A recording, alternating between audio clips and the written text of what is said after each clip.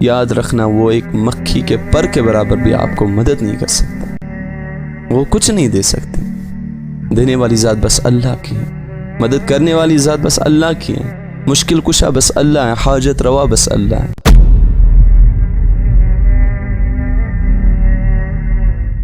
ہر ایک گناہ کو اللہ تعالیٰ معاف کرے گا، آپ چاہے زندگی میں کتنے بھی گناہ کرو اللہ تعالیٰ معاف کرے گا۔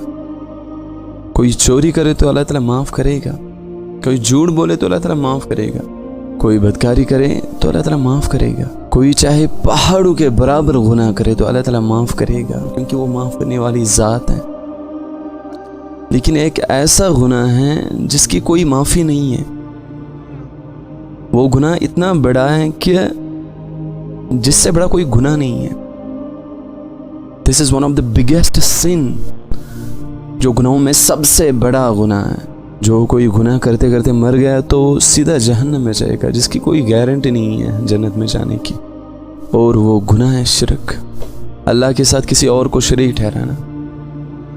جو صفات اللہ میں ہیں وہ کسی بندے میں دینا، اللہ کے نام کے ساتھ کسی اور کا نام جوڑنا، جیسے کہ اللہ مددگار ہیں، اللہ کے بندے کو اپنا مددگار سمجھنا، شرک، اس گناہ کو اللہ تعالیٰ نہیں بخشے گا۔ اللہ تعالیٰ قرآن میں فرماتا ہے ان اللہ لا یغفر ان یشرک بہ، کہ اسے اللہ تعالیٰ قطعاً نہ بخشے گا، کبھی نہیں بخشے گا کہ اس کے ساتھ شریک مقرر کیا جائے، کسی اور کو اللہ کے برابر رکھا جائے۔ وَيَغْفِرُ مَا دُونَ ذَلِكَ لِمَن يَشَاءُ، ہاں شرک کے علاوہ جس کے گناہ اللہ تعالیٰ معاف کرنا چاہے کر دیتا ہے۔ اللہ کے نبی صلی اللہ علیہ وسلم نے فرمایا اگر آپ کو ٹکڑے ٹکڑے کر دیا جائے، اگر آپ کو کاٹ دیا جائے، if you are cut into pieces، اللہ کے ساتھ کسی کو شریک نہیں ٹھہرانا، اگر آپ کو کاٹ دیا جائے، because ان الشرک لظلم عظیم، شرک بہت ہی بڑا ظلم ہے، اور بدقسمتی تو یہ ہے کہ دنیا میں آج سب سے زیادہ شرک ہو رہا ہے۔ even the Muslims جنہوں نے اس بات کی گواہی دی ہے کہ لا الہ الا اللہ وحدہ لا شریک لہ، جس کا کوئی شریک نہیں ہے، یہ پڑھ کے، یہ کہہ کے، یہ مان کے وہ شرک کر رہے ہیں، اللہ کے ساتھ کسی اور کو شریک ٹھہرا رہے ہیں۔ اللہ تعالیٰ قرآن میں فرماتا ہے وَمِنَ النَّاسِ مَن يَتَّخِذُ مِن دُونِ اللَّهِ أَندَادًا يُحِبُّونَهُمْ كَحُبِّ اللَّهِ، کہ بعض لوگ ایسے ہیں جو اللہ کے شریک اوروں کو ٹھہرا کر ان سے ایسی محبت رکھتے ہیں، ان سے اتنا پیار کرتے ہیں جتنی محبت اللہ سے ہونی چاہیے۔ اب اس پہ یہ بھی پتہ چلا کہ اللہ کے سوا کسی اور سے، اللہ سے زیادہ کسی اور سے محبت رکھنا بھی شرک ہے، اس کو بھی اللہ تعالیٰ نہیں بخشے گا۔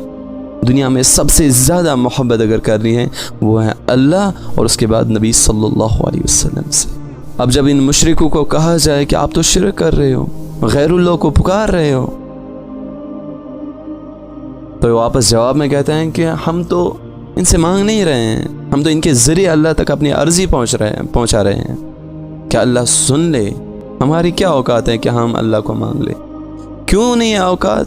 جو اللہ آپ کو کہہ رہا ہے کہ میں آپ کو 70 ماؤں سے زیادہ محبت کرتا ہوں، آپ سے 70 ماؤں سے زیادہ پیار کرتا ہوں، جو اللہ آپ کو کہہ رہا ہے وَنَحْنُ أَقْرَبُ إِلَيْهِ مِنْ حَبْلِ الْوَرِيدِ، کہ میں آپ کو شرک سے زیادہ نزدیک ہوں، میں اپنے بندے کو شرک سے زیادہ نزدیک ہوں، تو اللہ کو اتنا دور کیوں سمجھ رہے ہیں؟ پھر تو کیوں ایسا سمجھ رہے ہیں کہ اللہ میری نہیں سنے گا؟ تو پھر کون سنے گا؟ جس اللہ نے آپ کو پیدا کیا، جس اللہ نے آپ کو بنایا، وہ نہیں سنے گا تو کون سنے گا؟ یقین کی کمی ہے، اس پہ یقین ہونا چاہیے انسان کو۔ جس انسان کو اللہ پر یقین ختم ہو گیا نا، تو اللہ اس کو پھر دنیا کے لوگوں کے حوالے کر دیتا ہے۔ اس لیے اللہ پر یقین رکھ کے اللہ سے مانگو، اور اللہ سنتا ہے، ہر کسی کی دعا سنتا ہے۔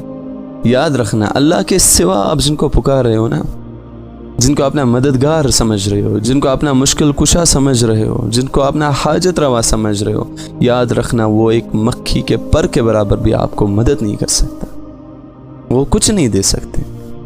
دینے والی ذات بس اللہ کی ہے، مدد کرنے والی ذات بس اللہ کی ہے، مشکل کشا بس اللہ ہے، حاجت روا بس اللہ ہے۔ اللہ سے ہی مانگنی ہے بس، اور اس سے کیا مانگنا ہے؟ اور تو دنیا کے لوگ تو کچھ نہیں دینے والے آپ کو۔ ایون the prophets کی عظمت دیکھو، ان کی عظمت کتنی بلند ہے۔ ہمیں یہ اجازت نہیں دی ہے، اللہ نے ہمیں یہ اجازت نہیں دیا ہے کہ آپ پروفٹس کو بھی مانگو، یا نبی مدد، یا رسول اللہ صلی اللہ علیہ وسلم میری مدد فرما، یا علی مدد، نہیں مانگ سکتے۔ مانگ لیا تو شرک ہو گیا۔ مانگنا ہے تو بس اس اللہ سے مانگو۔ اگر آپ واقعی محمد صلی اللہ علیہ وسلم سے محبت رکھتے ہو نا، تو اس سے مانگو جس سے خود نبی صلی اللہ علیہ وسلم مانگا کرتے تھے، اللہ سے۔ اگر آپ ان اللہ کے ولیوں سے محبت رکھتے ہو، اللہ کے نیک بزرگوں سے محبت رکھتے ہو، تو اس سے مانگو نا جس سے یہ مانگتے تھے۔ انہوں نے کب کہا کہ آپ ہم سے مانگو؟ یاد رکھنا کل قیامت کے دن، کل روز محشر، یہ آپ کا گریباں آپ پکڑ کر اللہ کے سامنے لے جائیں گے کہ اللہ ہم نے ان کو نہیں بولا تھا، ہم نے ان کو نہیں کہا تھا کہ ہم سے مانگو، ہمیں اللہ کا شریک ٹھہراؤ۔ انہوں نے جان بوجھ کر ہمیں اللہ کا شریک ٹھہرایا، انہوں نے جان بوجھ کر ہمیں آپ کا شریک ٹھہرایا، حالانکہ ہم نے ان کو نہیں کہا تھا۔ تب کیا جواب دو گے آپ؟ کیوں آپ کو یہ سمجھ نہیں آ رہا؟ حالانکہ ہر نماز میں آپ کہہ رہے ہو، حالانکہ ہر نماز میں آپ اللہ سے کہہ رہے ہو کہ ایاک نعبد و ایاک نستعین، یا اللہ ہم تیری ہی عبادت کرتے ہیں اور تجھ ہی سے مدد چاہتے ہیں۔ اگر اللہ سے ہی مدد چاہتے ہو تو پھر دنیا کے لوگوں کو کیوں مانگ رہے ہو؟ اس سے کیوں مانگ رہے ہو جو قبر میں دفن ہے؟ اس سے کیوں مانگ رہے ہو جس کے پاس قدرت نہیں ہے، جس کے پاس اتنا پاور نہیں ہے کہ وہ آپ کو دے سکے، وہ آپ کی حاجت روا کر سکے؟ کیا اللہ کو اتنا پاور نہیں ہے کہ آپ دنیا کے لوگوں کے حوالے ہو گئے؟